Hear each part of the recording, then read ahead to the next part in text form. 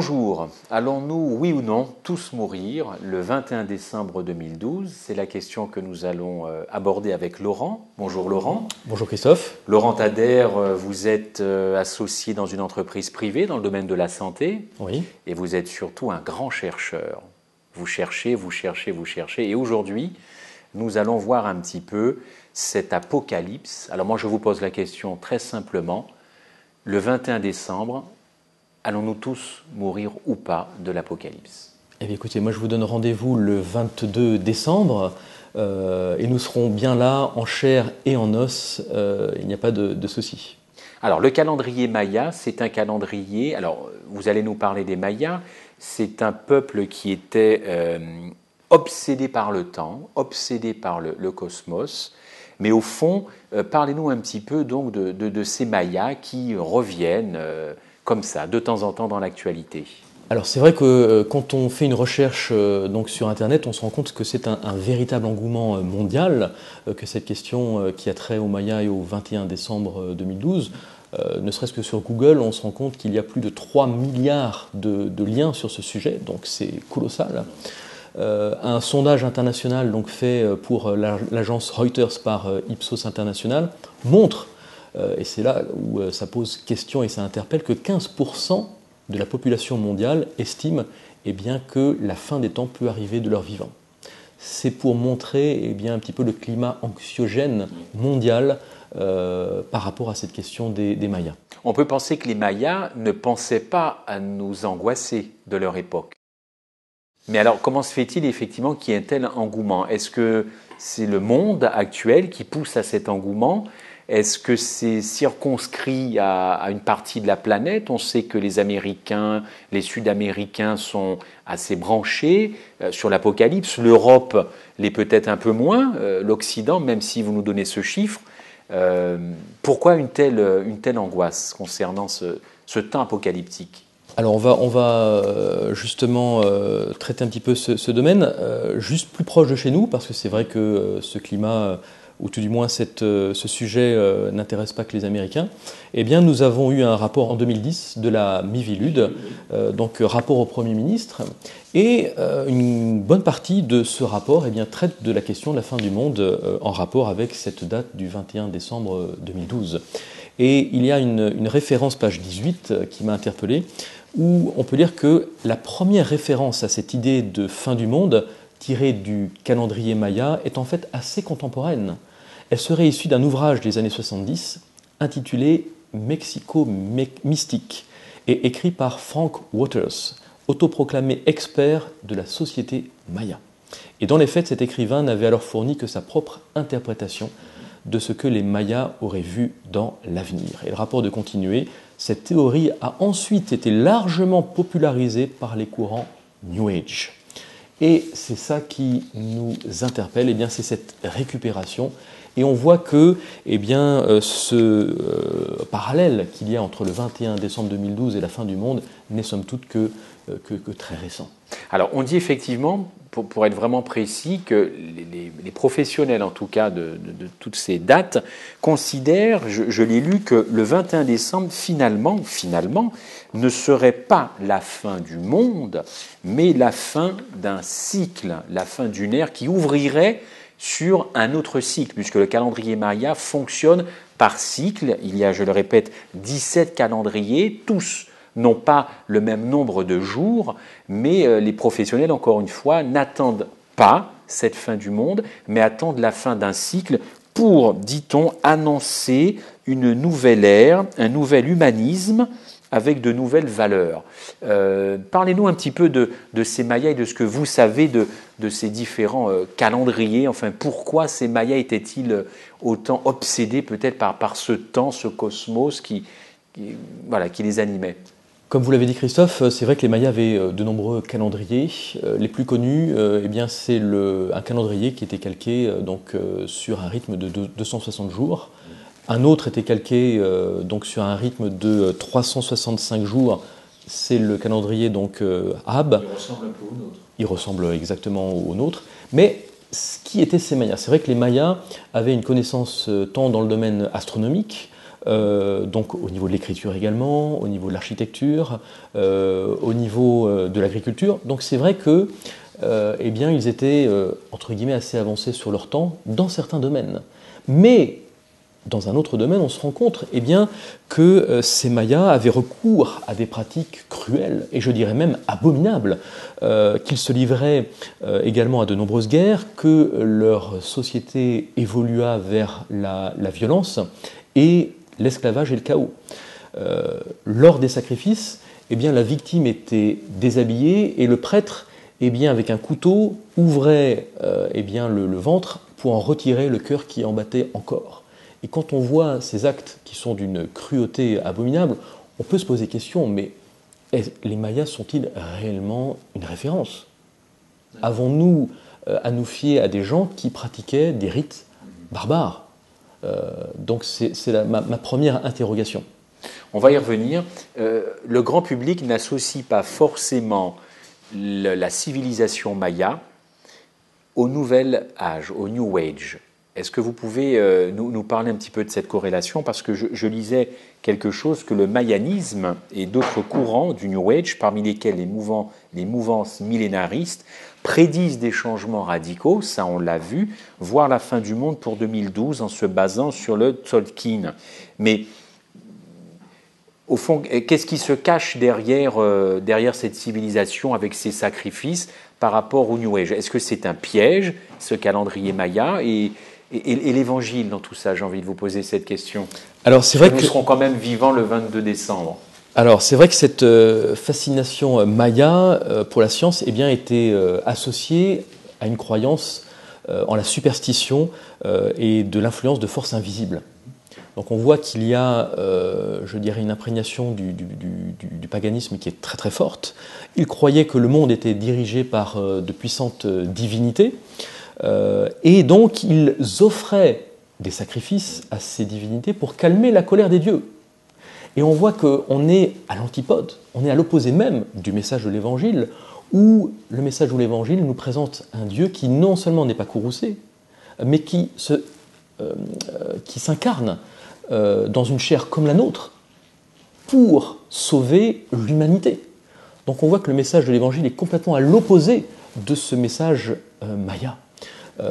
Et quand on fait une recherche donc au niveau de l'anthropologie, on se rend compte également eh bien, que, contrairement à ce que l'on veut nous enseigner, eh bien, la première apparition religieuse n'est pas l'animisme, le contact avec les esprits, puis après le polythéisme, mais bien, c'est bien le monothéisme qui a tout d'abord fait son apparition, pas forcément pendant très longtemps, certes, il faut le reconnaître, mais qui a été suivi eh bien, par toutes ces croyances en différents dieux. Et c'est là que le message biblique eh bien, a tout son intérêt, parce que cela vient corroborer eh bien, ce qui nous est décrit dans les premiers chapitres de la Genèse. Donc on voit bien cette opposition avec le message biblique. Et il est vrai que ce calendrier maya eh bien, couvre un cycle de 5126 ans, donc démarrant en 3113 avant notre ère et nous amenant en 2012.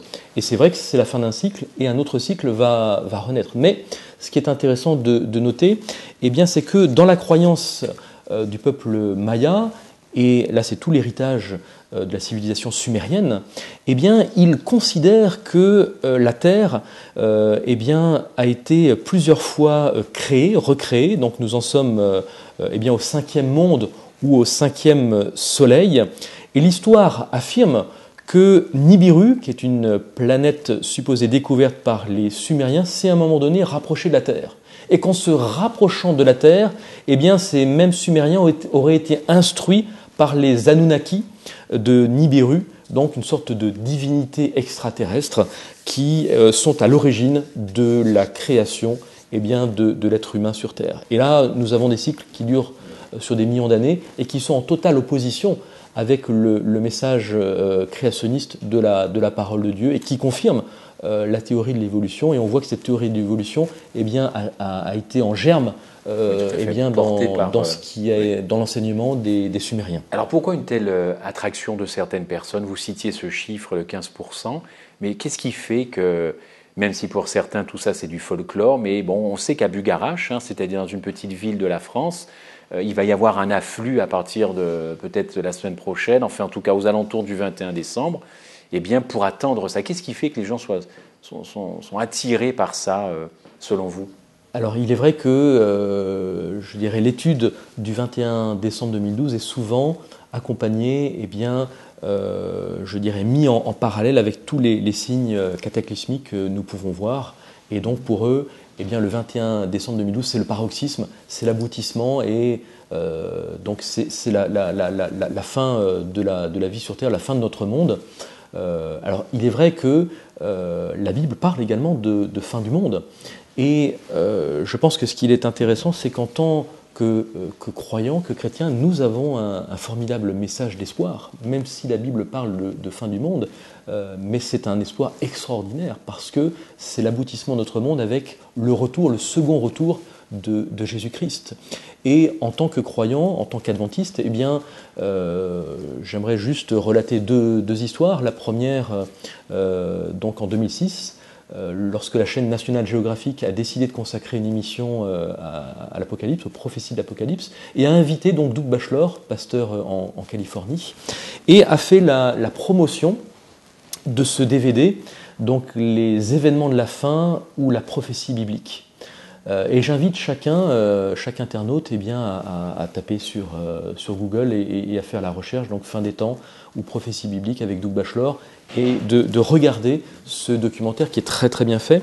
Et donc à la fin de l'interview et de la réalisation du documentaire, eh bien, National Geographic, qui avait invité donc un cardinal catholique, certains évangéliques et donc Doug Batchelor, et le directeur eh bien, lui déclara avoir déjà eu un entretien avec le cardinal Stafford au Vatican et d'autres personnalités, et lui confia également que ses réponses lui semblaient plus pertinentes que toutes les autres qu'il avait entendues jusqu'à présent.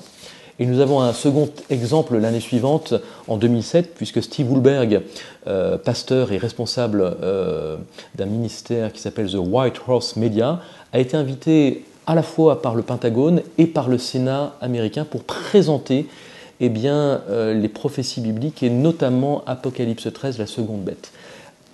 Je pense que le peuple adventiste a un message particulier, une compréhension particulière de ce message et que nous avons à partager non seulement cette compréhension, mais à présenter exactement quels sont les tenants et les aboutissants concernant cette fin du monde. Est-ce qu'il y a selon vous d'autres civilisations à cette époque-là qui avaient prédit ou encore aujourd'hui qui prédisent une fin du monde avec une date très précise? Il n'y a pas que les Mayas, j'imagine, mais à cette époque-là. Nous avons eu l'exemple l'année dernière avec un pasteur évangélique qui prédisait la fin du monde en mai 2011. Et c'est vrai que régulièrement, c'est un raté. De la même façon que le 22 décembre, nous serons toujours là. Alors, est-ce qu'il se passera quelque chose? Est-ce que, pour autant, on peut dire qu'il ne se passera rien? Je ne m'avancerai pas jusque-là, parce que peut-être que certains vont saisir ce prétexte pour mettre en place certaines choses. Mais en tout cas, le 22 décembre 2011, ce n'est pas la fin de notre monde. Et c'est ça qu'il est important de retenir. Et donc, le 22 décembre 2012, nous serons toujours là.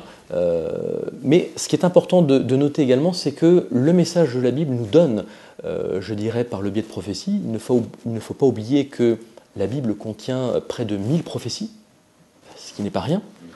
Mais la Bible ne donne pas de données chiffrées. Jésus a bien dit « vous ne connaissez ni le jour ni l'heure ».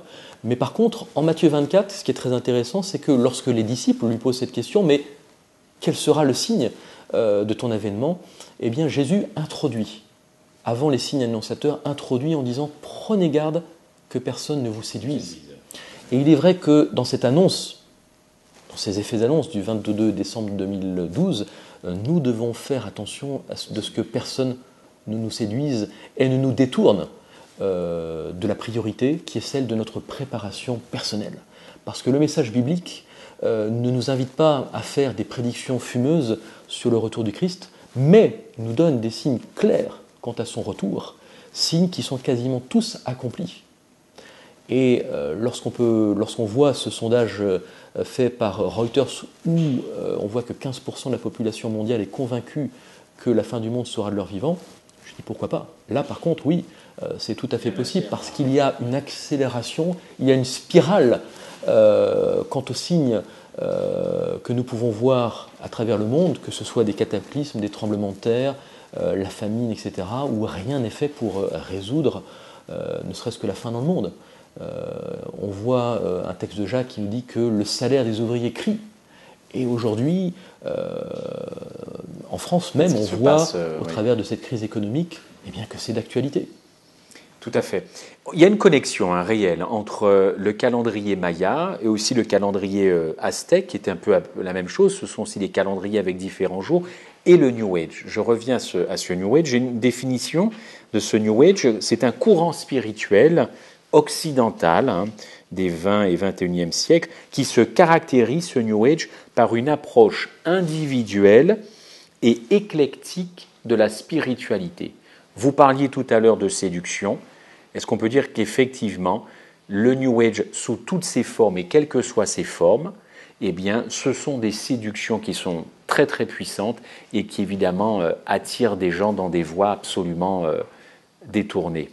Alors, j'aborderai ça sous deux aspects, deux volets. Le premier volet, avec un personnage qui est une figure emblématique, Edgar Cayce. Edgar Cayce, qui est mort en 1945, qui a, entre guillemets, reçu plus de 14 000 visions ou prophéties, et qui est relié également avec des prophéties concernant la fin du monde après l'an 2000.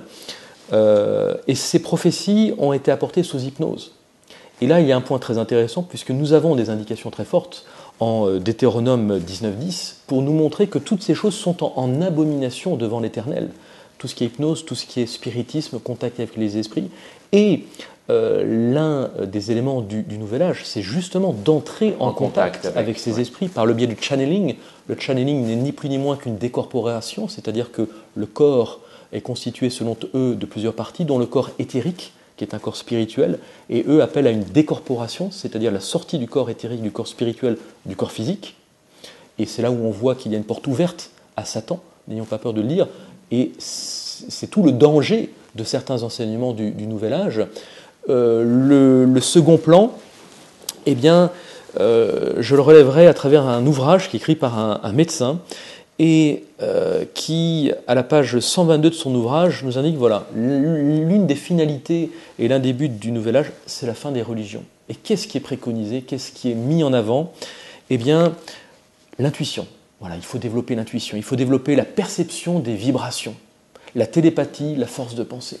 Et on voit que là encore, on est centré sur soi-même, c'est ça? D'accord. On est centré sur soi, alors que la Bible nous appelle à faire l'inverse, c'est-à-dire au renoncement du moi, et à laisser Christ et la puissance de la grâce du Christ prendre pleinement possession de notre être. Est-ce que vous pouvez citer l'auteur et le nom de ce médecin? Alors, cet auteur donc, s'appelle Luc Baudin, et son ouvrage s'appelle « Préparez-vous au changement ». Voilà, c'est un ouvrage qui n'est pas édité, qui est uniquement disponible en téléchargement sur Internet. Et on voit, eh bien, voilà, là encore, je dirais, il termine en disant, voilà, il faut développer cette ouverture cosmique qui sera une réalité de tous les jours.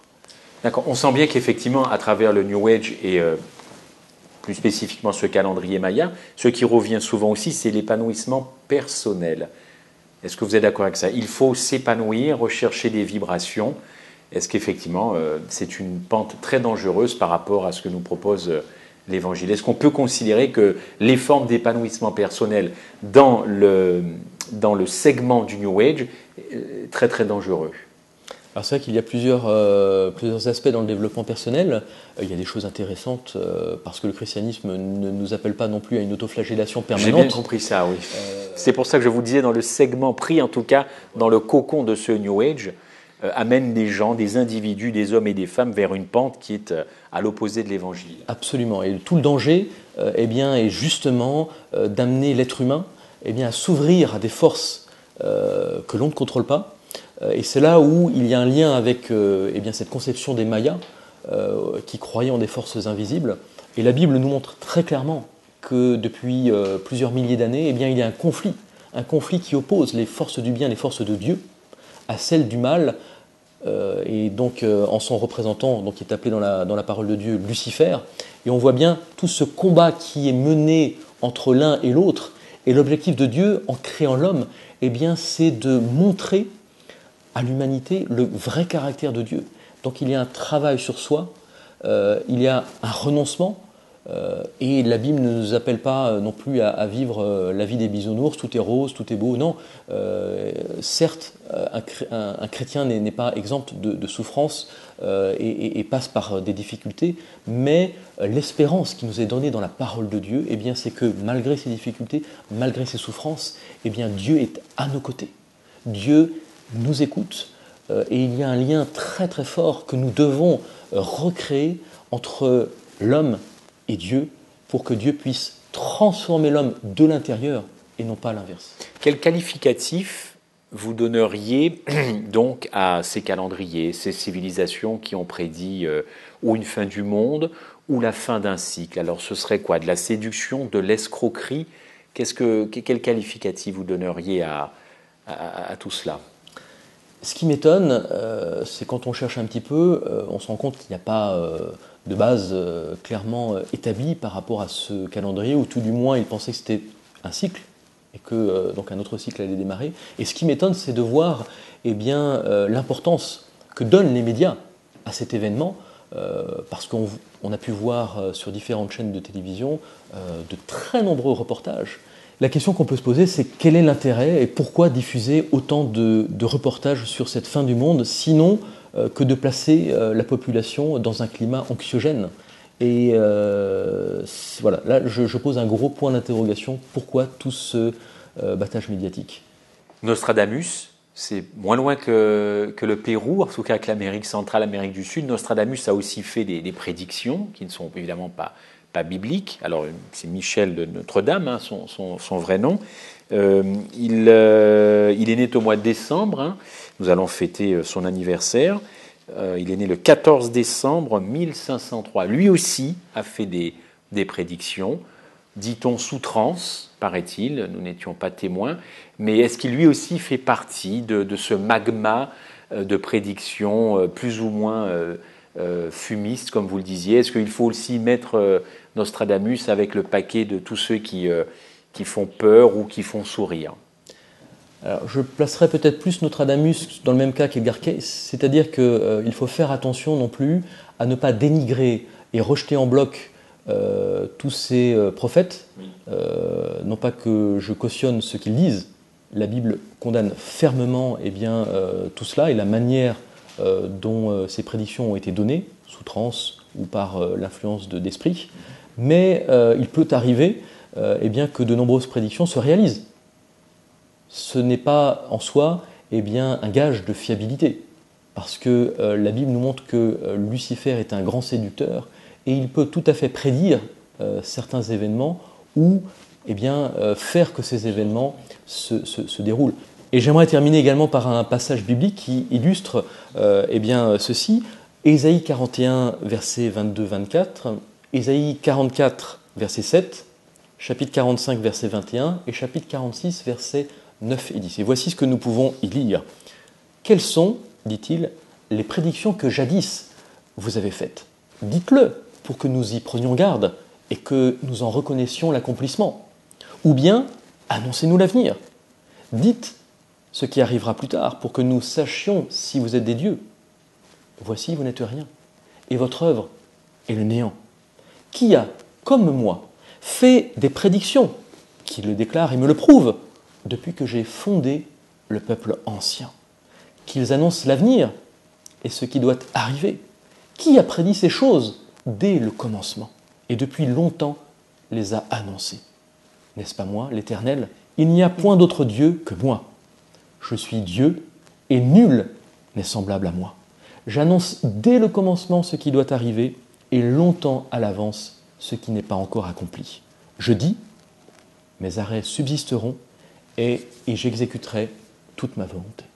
On voit donc à travers ce texte et ces différents textes, ces différents versets d'Ésaïe, que Dieu est le seul qui longtemps à l'avance est capable de prédire les événements J'en veux pour preuve les prophéties de Daniel, Daniel chapitre 2, Daniel chapitre 7, Daniel chapitre 9, où nous voyons dans Daniel chapitre 9 prédire le jour même de la mort du Christ et de son baptême. Et ceci, quelques 500 ans, 400 à 500 ans à l'avance. J'en veux pour preuve Daniel 2 et Daniel 7 qui prédisent plusieurs centaines d'années à l'avance les différents empires qui devaient se succéder. Babylone, l'empire smédo-perse, la Grèce, Rome, et ensuite les nations européennes. Et ce qui nous interpelle aujourd'hui, en tant que Français, en tant qu'Européens, c'est cette statue de Daniel, où on nous montre bien, que jamais l'Europe ne pourra se construire d'une manière durable et fiable. Donc nous allons bien nous retrouver le 22 décembre, c'est-à-dire dans une semaine, en chair et en os. Je vous donne rendez-vous le 22 décembre, en pleine santé et en pleine forme. D'accord. Merci beaucoup Laurent Thader pour cet éclairage, en tout cas sur cette prédiction Maya. Merci à vous. Merci Christophe.